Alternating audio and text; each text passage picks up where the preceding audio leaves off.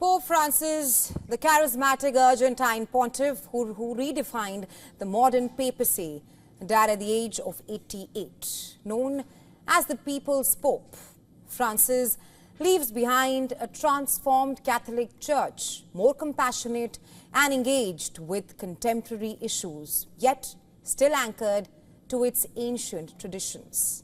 Take a look.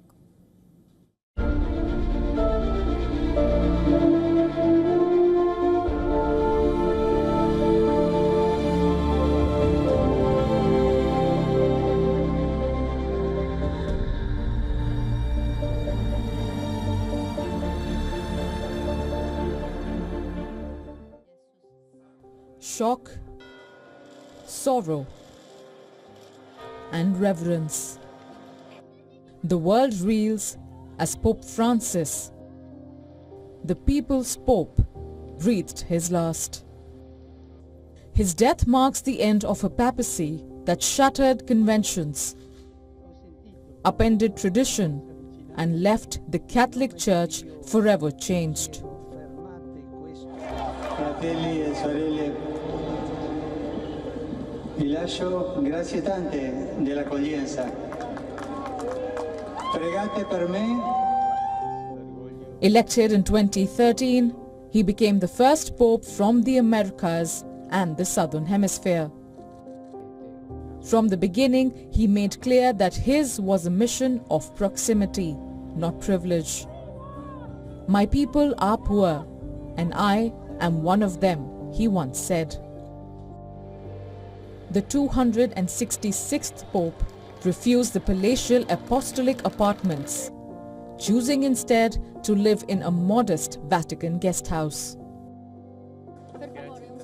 Before becoming Pope, Jorge Mario Bergoglio, born in Argentina to Italian immigrants, he worked various jobs, including a nightclub bouncer. We feel enormous sadness. He was a pope who was very committed to the poor, to those in need. He was humble. He will be greatly missed. The Argentinian pontiff ushered in a swathe of reforms over his 12-year papacy.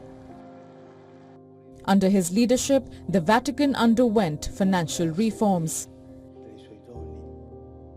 including the conviction of one of his own top aides, Cardinal Angelo Becciu, in a major financial scandal. His legislative impact was vast. He rewrote the Vatican Constitution and reshaped its legal system. For the late Pope Francis, love for humanity transcended religion. He visited refugees, kissed the feet of prisoners, and prayed at mosques and synagogues.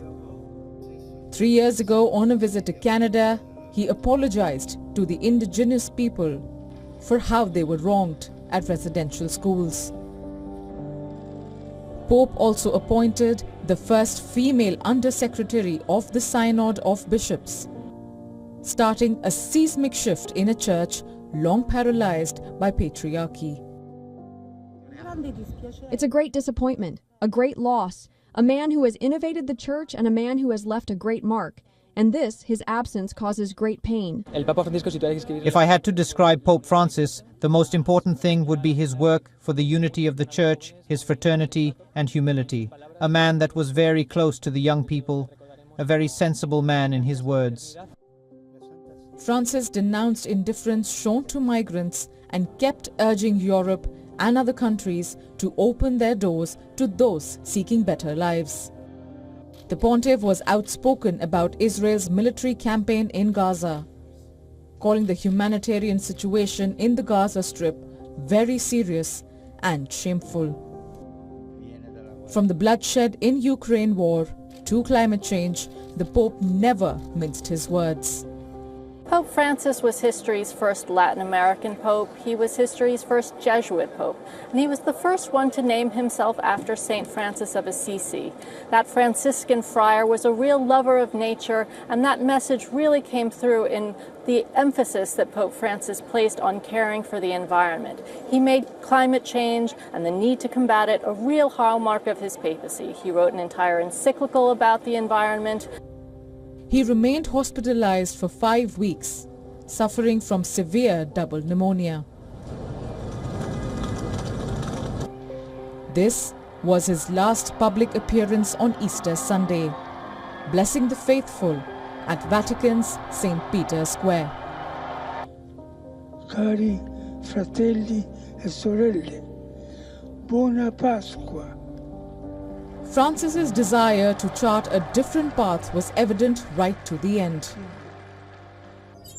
With his decision to be buried not at St. Peter's Basilica, but in Rome's Santa Maria Maggiore Basilica. He will become the first pope in more than 100 years to be laid to rest outside the Vatican.